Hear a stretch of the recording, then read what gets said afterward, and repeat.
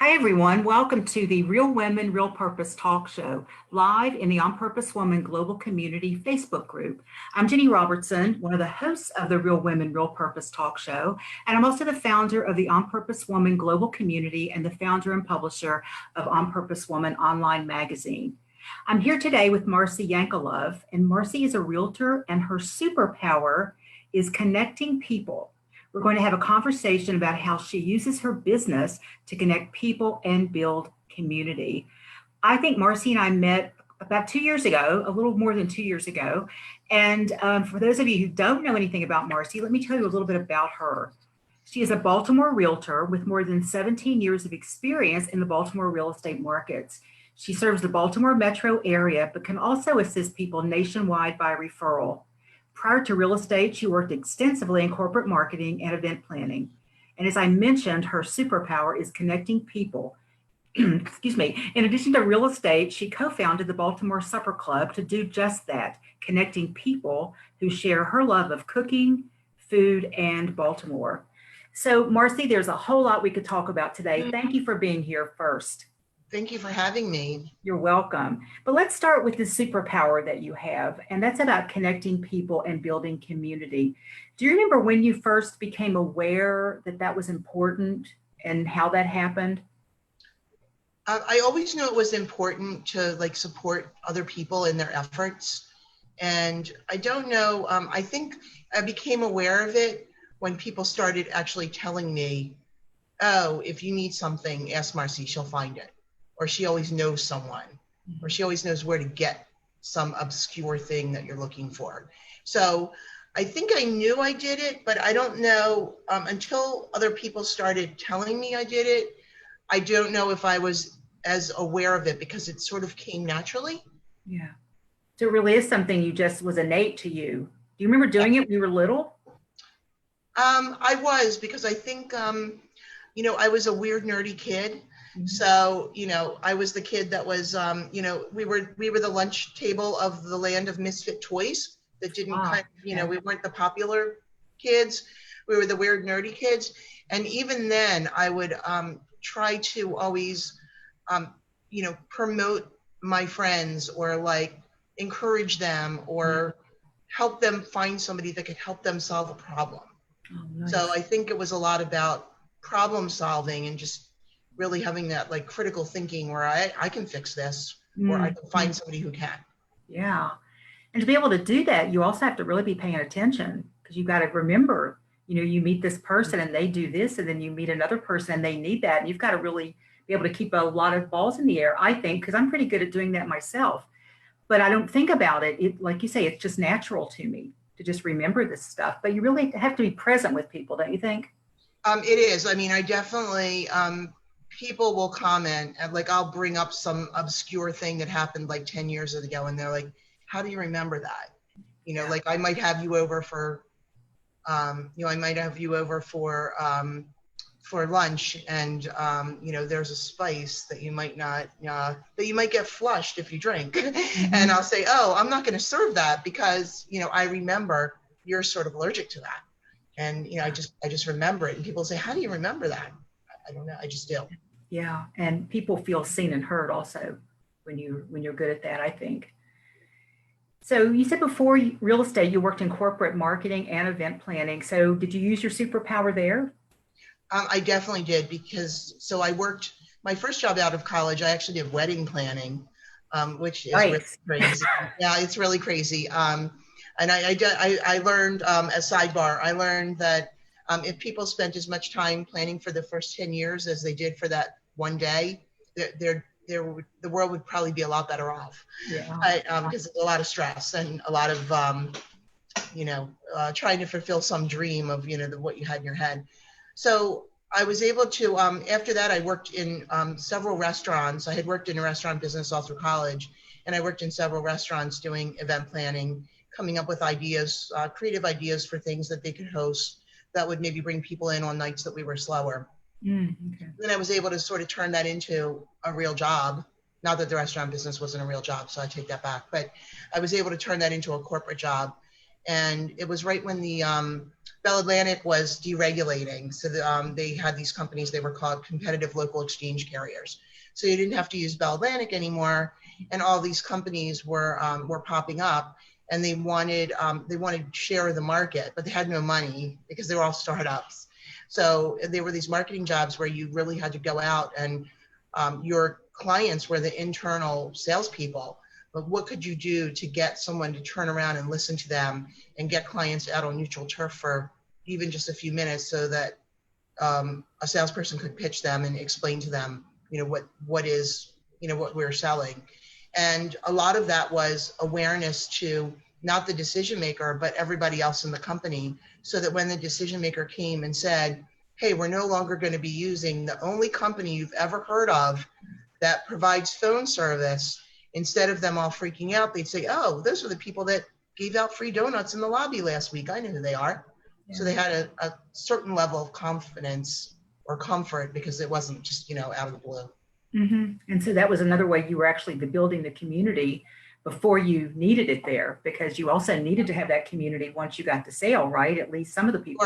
Sure. And there was no Facebook, so you had to get them talking. You had to get a mug or something in their hand that wasn't going to go home and be a toy for their kid, mm-hmm. that was going to sit on their desk, and thinking about those premium items, and what do you do to get something to stay on the desk instead of going home into a kid's toy box. Yeah. It was, we had a really fun, we would do these inexpensive umbrellas and watch the weather. And if it started raining, the reps would run to the buildings where they were actually trying to sell in the high rises, because it was corporate. It wasn't, couldn't get it for your house. It was for businesses. Yeah. But they'd run to the building and they'd start handing out umbrellas. Hey, did you know it just started raining? And you'd look down the street and it'd be like a sea of umbrellas with our company name on it. It was great. It was like magic. Yeah, it was magic. It was amazing. Yeah. And it probably made the whole selling process just more fun, didn't it? It was very fun. Very fast paced, a lot of travel, which I definitely wouldn't want to do now as I'm a little older, but it was a very cool, fun job for sure. Well, let's fast forward to now. And I don't know when you started the Baltimore Supper Club, but this is another way that you are creating community that has absolutely nothing to do with real estate, or does it? So talk about that. Tell us about that. So it has nothing to do with real estate, other than the fact that I'm a realtor. Mm-hmm. And it started, a neighbor of mine, Kylie Perotti, posted on our neighborhood page, our small neighborhood page, hey, I'm looking for some people to maybe do some cooking with. Does anybody want to start a cooking club in the neighborhood? And at the time, I love to cook. And at the time, I was also helping admin a group for girls. It's women only. It's all women that live and work in a neighborhood that's adjacent to our neighborhood that I used to live in. And I said, hey, I already admin a group. Let me help. I'm willing to help you. Because I thought, well, it's something really fun, and maybe my name will get out there. But my name getting out there was kind of secondary. It was like, hey, I want to do this. I want to meet people that want to just do the same stuff I want to do. So she tells the story that she drank too much coffee and went on Facebook and started this group. And then once everybody started saying they wanted to do it, she was like, I need help. I don't really want to do this. So a great idea, but not for me to execute, right? Yeah. Right. So we ended up being a perfect match. Like, we'll literally be messaging back and forth, and at the same time message each other the same thing, and then, laugh because we're both have the same thought at the same time. So what do you do in the Baltimore Supper Club, and how do you do it, and where do you do it? So pre-COVID, we would have dinner parties at people's houses. And I use the word dinner party pretty loosely, like we're not sitting down, with a set table. You're basically hosting a potluck. And we would come up with a theme. We would come to your house, and I would, draw on my previous experience doing events, and we'd look at your house. I'd figure out how many people I thought, you could host at your house. And we'd come up, if you had, we'd ask you ideas, or we'd collaborate and come up with an idea. If you're a vegetarian, let's do a vegetarian event. If you love Japanese food, let's do Asian inspired. And we would create the event. Kylie is a creative director by trade, so she's an amazing designer. She would create a logo, not a logo, she would create a graphic. We'd post it on our Facebook page, and then we would limit it to the number of people that we think you could fit in your house.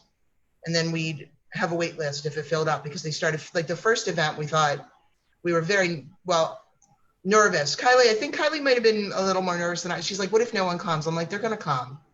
And we had like this amazing event. And the greatest part of it was that you looked around the rooftop where it was hosted, and you had a room full, or a rooftop full of people that absolutely never would have crossed paths in everyday life.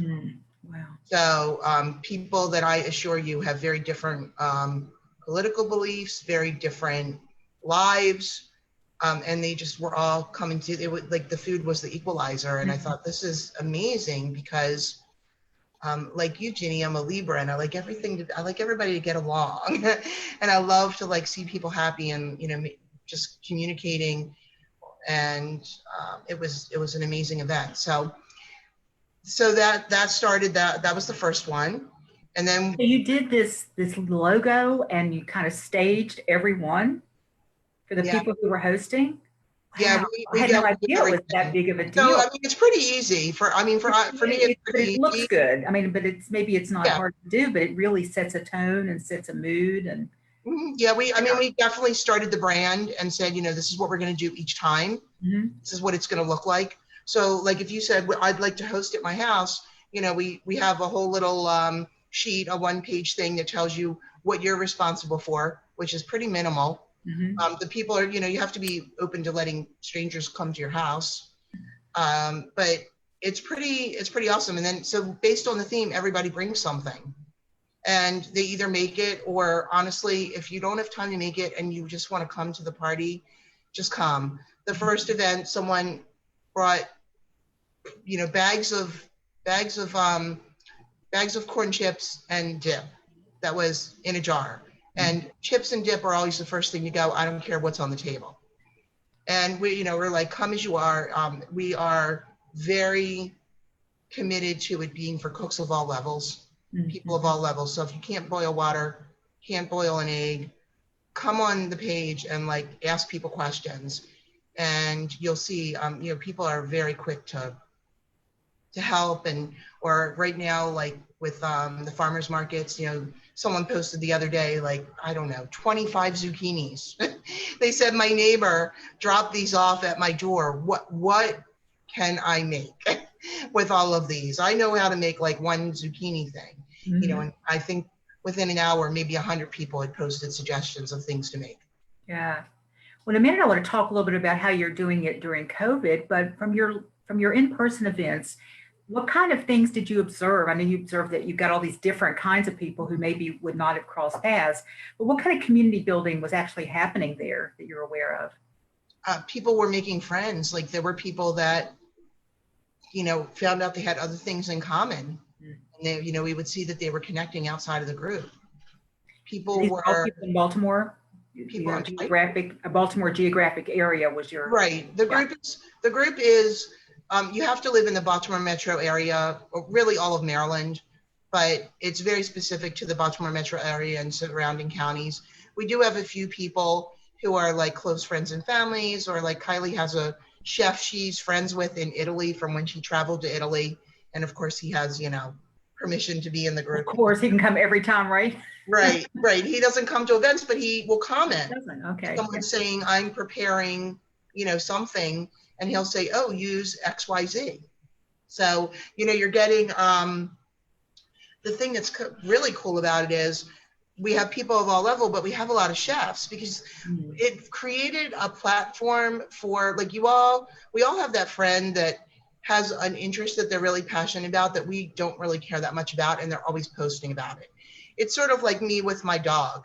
Like I have groups that I share that obsessively with because they love it. My friends don't want to see it every day. So we all have our friends that are constantly posting the food pictures, and we're like, enough already. Is that all you do is eat? Well, on the Supper Club, if you post a picture of a steak, within the first 4 comments, someone's going to say, can you post a picture of the cross section? Can we see the inside of that cake? Can we see the Oh. temperature of that steak? Oh, how did you get the crust on that? What do you have an air fryer? Is that how you cook that? So they're asking questions, and there's so much engagement over. They really want to deconstruct it and see like how the heck did you do it? So people are learning, it's educational, it's fun, and you do have a big Facebook group, right? That's where you do all of this. Right. So back to your original question about how we're doing it. So we were doing these live events, and then we were also collaborating with restaurants that wanted to do free events for us because the group is free. We don't charge.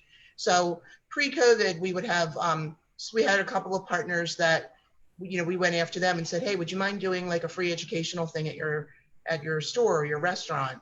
And they would do it, and then we'd bring people, and people would hopefully buy product or whatever.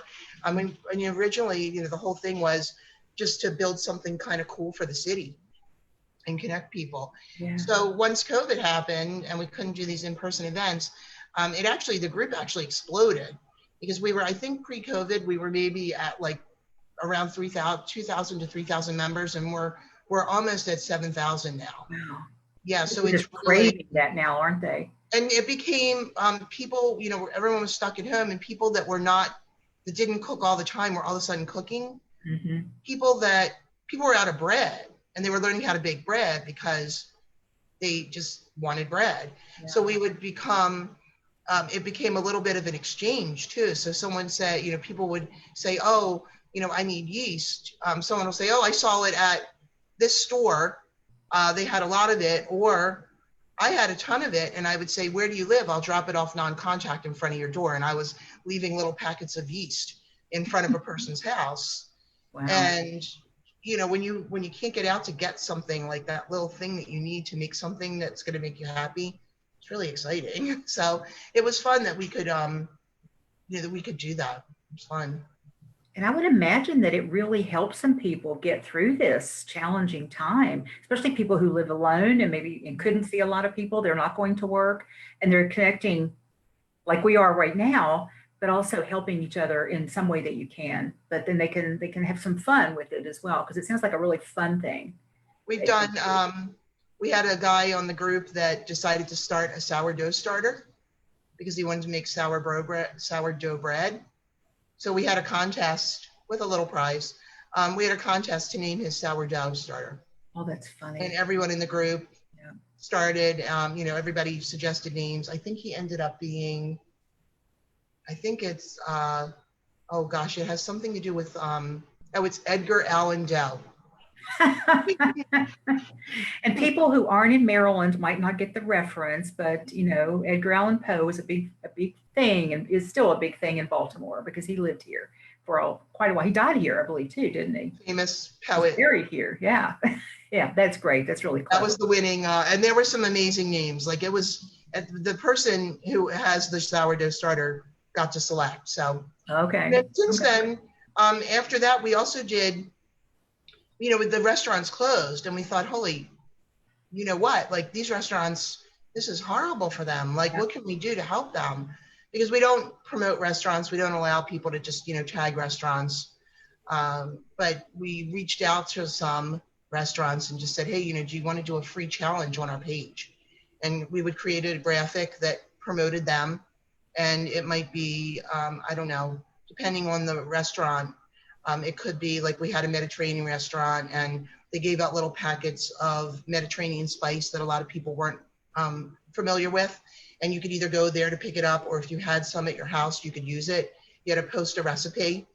And most of the time it's a random winner. So we'll take all the names off of the event page, put them into this like spinny wheel thing that you can, virtual spinny wheel thing that is on online, and pick a name. But then we had some bigger companies come forward and actually want to do like a judge thing. So we did do, even though we're never really a competition, we did have some judged events where local chefs got a chance to be judges and participate. And that's another thing I think makes it kind of cool is you do have some, like we have a chef right now. I'm kind of a fan of hers, Amber Crum, and she won the chopped sweets version. She won chopped sweets the beginning or the end of last year, beginning of this year. She's a pastry chef. Hmm. And you could go on the Facebook page and say, hey, my quiche keeps falling or whatever. And she'll give you advice. Like Wow. she'll type an answer to you. If you say, I might tag her and say, hey, somebody's having a problem, baking a cake level or whatever. And she'll come on and give them advice. It's amazing. You get to kind of hobnob with these people that are Iconic. Yeah. pretty notable. So it's cool. And so you're not just creating community within the people that are showing up and cooking and sharing, but you're also the restaurants. I would imagine that once people can go to restaurants again, at least for indoor dining, they're going to want to go support those people now. Maybe they've never even heard of those restaurants before. So you're doing so many interesting different things that it's kind of like you could have built a business plan for that, right? It just kind of had to evolve, and one thing happens and somebody else decides, oh, maybe let's try this. And isn't that the way some businesses, that's the way my business started. I could have never written a business plan for what I do. But have you seen an impact on your business from making these connections and building community? How does that show up? Absolutely, because just, in meeting the people and passively figuring out ways to just mention what I do. Mm-hmm. So, just figuring out a way to kind of work it into the conversation. And, fortunately, there are people that have been in a situation where they were, needed a place to rent, or were selling a home or buying a home, or looking to, maybe invest in, in real estate. So it has channeled people that I might not have met before, mm-hmm.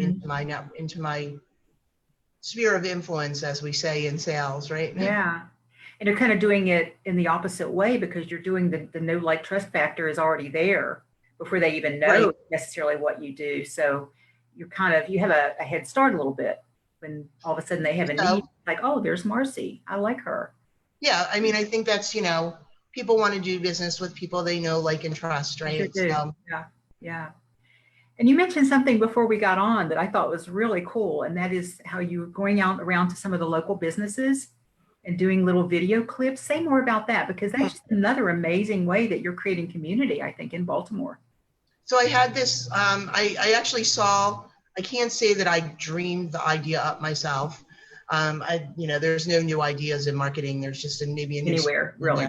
Right. So there's an agent in Florida, in Orlando, who I actually refer anybody I know who is thinking about, a lot of people in our area want to retire, or like maybe have a second home in Florida. It's pretty common.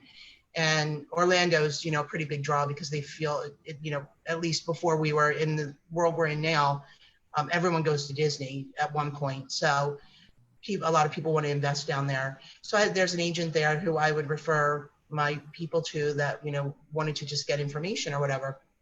And he does this thing. I can't remember what it was called, maybe Inside Orlando, or I can't remember exactly the name of it, so you have to forgive me. But I thought, I need to do that in Baltimore. Why am I not doing that? And it took me a while, because I had the idea, and I it's called My Out of Office, which is a play on my initials. And it's like, follow me and see what I'm doing when I'm not sitting in the office. And I kept wanting to do it. And I was afraid to be on the camera, and just lots of other silly things that I finally let go of. And I had gone onto a neighborhood Facebook group, and I said, does anybody know anyone that does, professional film, camera work? Because I knew I wasn't going to do this myself. And a person in a neighborhood group referred me to someone. It ended up being that she used to be a producer for one of the local news channels, and does pitches like stories to TLC and other things right now, trying to do her own projects, and said, hey, yeah, that's interesting. I'd like to do that with you. So started looking for local businesses, small businesses that I knew were very active in the community, that would become, that would share, that would, I wouldn't just give them something, but they would appreciate it and they would share it and then tag me in it, which would bring it back to me. So I did the first one, which is on my YouTube channel now, is a local artist who's also an art teacher and a choreographer. She's in the middle of getting her, actually she just finished, she just graduated with MICA with her master's. And she does a mural art tour in Station North, which is an area a little bit north of the city that a lot of people might not even get out and walk around in. And there are all these murals that have been painted on the sides of buildings. She knows the history of the mural. She's done those, or she's done some of them? She's done none of them, but a lot of them are Oh, famous muralists. okay. And she knows the artist, she knows the story, you know, she's done all the research. So it started as an Airbnb experience where you can go on Airbnb and like do stuff in cities. And she started, you know, just taking people walking around the neighborhood, teaching them about the murals and the art. So I did her. And what do you do when you do go to a company or a business? I just say, would you like to, you know, do a little promotional video about yourself? You do a video about right where they are. Yep, it's about 3 minutes. I ask them about their business. What do you want to tell me about your business? How do people find you? Sort of what we're doing, right? How do people find you? You know, and then I just say, you know, can you share it? Can you post it on your Facebook? Can you, you know, share this on your Instagram? Like, share it. So it's You're not doing too much now, are you? cool. And the end of it is a little, you know, I don't talk about myself until the very end. I think it's like a 5-second trailer that just says who I am and, you know, reach out to me if you want to talk about real estate. I think that's an excellent idea, Marci. I love that. We might have to take that idea when we can go to people's businesses again. I think that would be kind of cool to do that in my community. So let's talk a little bit about your real estate, because I don't want to forget that, because that's the main thing that we're actually talking to you today. I live, right? But like you said earlier, you know, you're a real estate agent. What more can you say about that, right? But what do you think makes you kind of unique? I think that marketing background, you know, when I decided, I ended up in real estate because, my gosh, July was 17 years. I can't believe it, because they used to have to fudge that. It's like when you're 5 and you say you're 5.5 because you can't wait to be 6. You stop doing that at a certain age, right? So 17 years, I was working in the .com industry, and after the 3rd layoff, I said, I can't do this anymore. Like, what can I do? What business can I start that I don't need a ton of money and that no one else can be in charge of whether I have a job or not? After being laid off, I was like, I was like the top person in my department. Like, I was winning all these awards. I had won a bunch of like international marketing awards I beat out Coca-Cola for an award on for an event I planned, but I still got laid off because, you know, what happens. They can't pay you, right? Right. And I mean, marketing's a cost center. So when your job is to spend money and there is no money, you know, you're the first one to go. So I was trying to figure out what I could do. My best friend has actually been a realtor for a lot longer than I have. She had already been one maybe for about 10 years at the time. And I said, you know, I might do this. Everyone told me not to. They said it was not a great time to do it. I don't know, whatever. I did it anyway. I've never been a very good listener. So I did it anyway. And here I am. And I thought, you know what? I have this marketing background. I have this edge that a lot of people aren't going to be able to devise for themselves. And let me see if I can make that work. Yeah. That's what I did. And you also can work anywhere. Like you say, you've got people that you can refer to across the country. So no matter where somebody is, if they need help, and you vetted these people, I believe. Oh yeah. So I have a vetted network. I mean, like if you said, oh, my friend in California, like I will do all the research and make sure I find the person that's the right match for them. So they're not just like going on the internet and like finding a random person they don't know anything. Yeah, that's a great service. What do you guys love about the real estate business? I love being able to match people with things.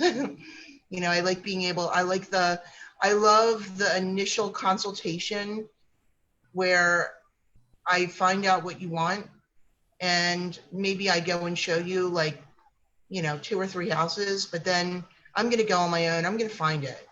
So you're not going to work with me and go look at 50 houses. It's just not, you can do that on your own free time. Like if you're serious, you really want to find a property, I'm going to find the thing that works. And I will tell you that frequently, It's happened many times, so I feel pretty confident about saying frequently.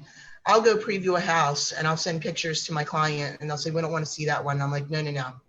I have been to the house. We're going to go see this house. And it ends up being the house they buy. Wow. Because either it was not, the pictures didn't look right, or they saw something online that they didn't think was it.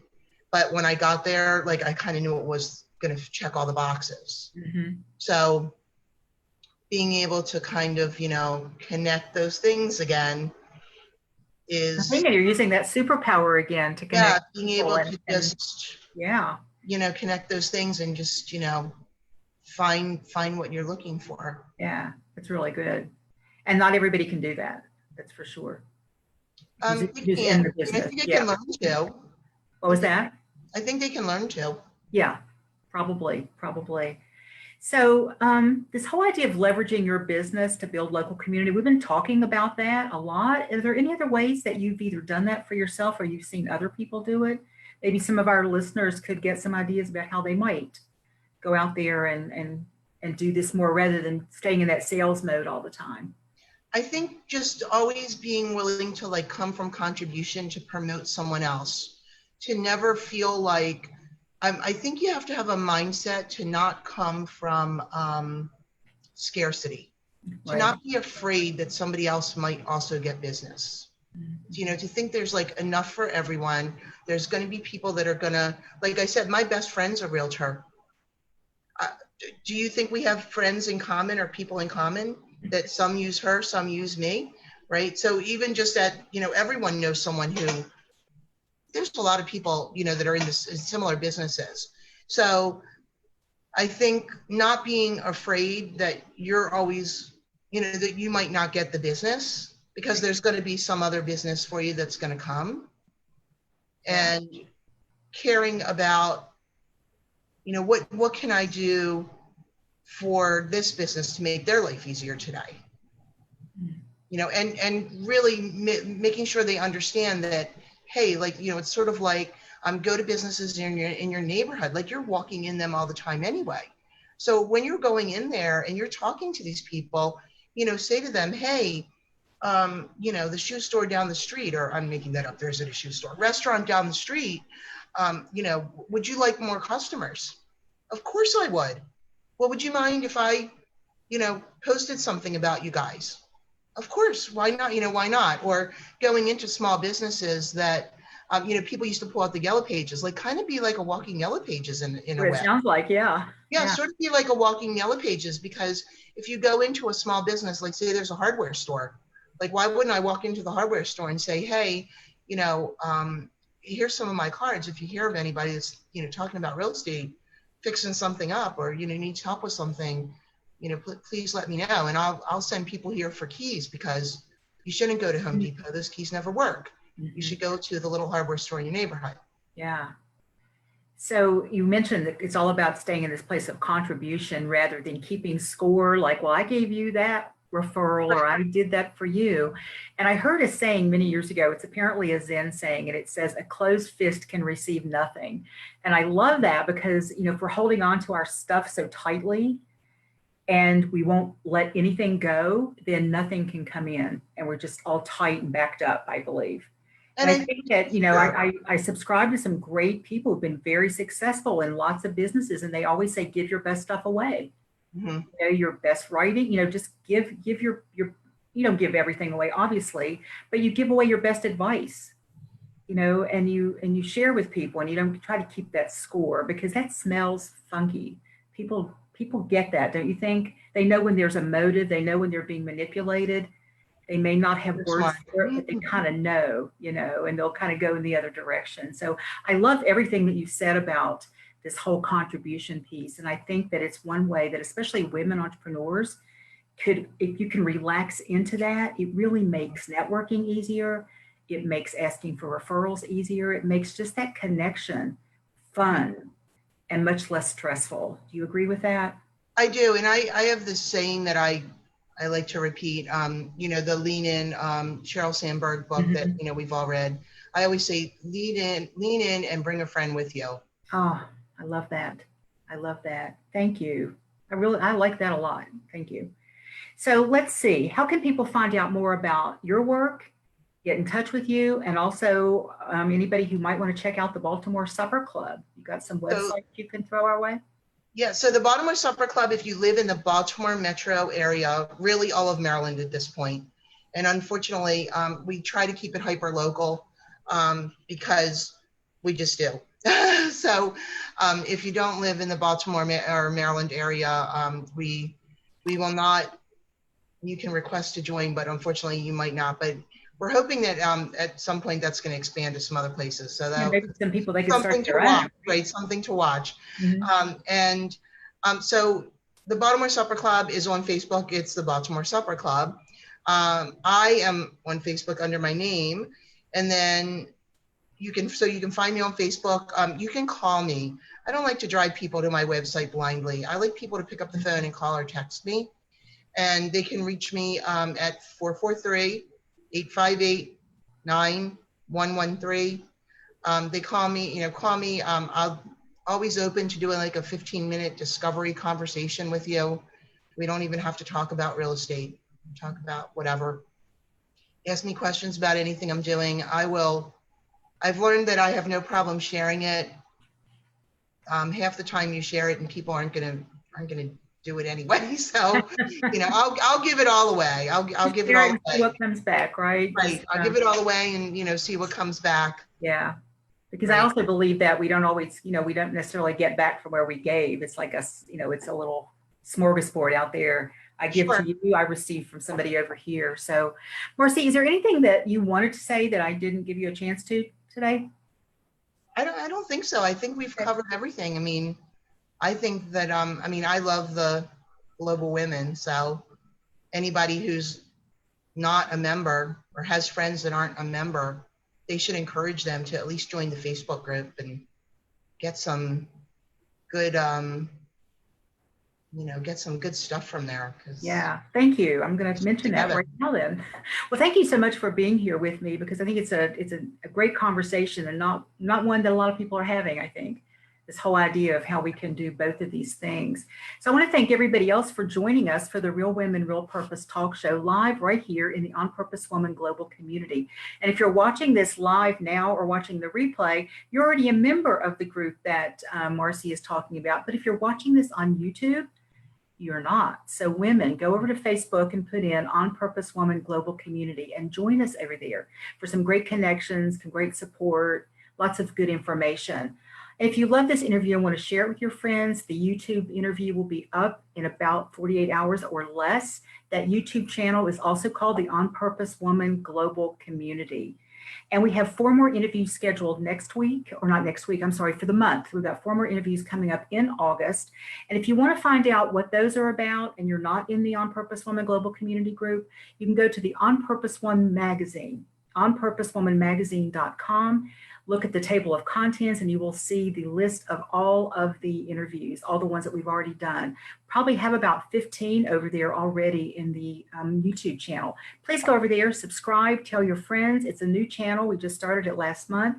We'd love to get some more people over there checking us out, checking out these great women entrepreneurs and all of the real sage advice and great things they've been sharing with all of us. So again, be sure to do all of those things. I'm Jenny Robertson, your host today, and I really thank you for being here. Thanks. Bye.